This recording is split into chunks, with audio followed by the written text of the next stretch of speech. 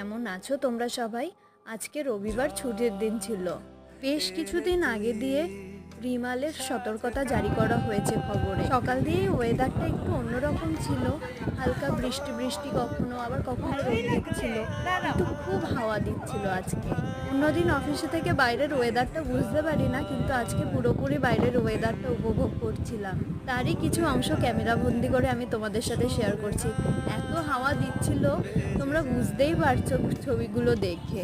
যখন তোমাদের সাথে ভিডিওটা শেয়ার করছি রাত 10টা বাজে, কিন্তু এখনও তেমন ঝড়ের কোনো পূর্বাভাস আমি পাচ্ছি না কলকাতায়। তোমরা সবাই সাবধানে থেকো, জানি না কখন ঝড় আসবে কি আসবে না আদৌ।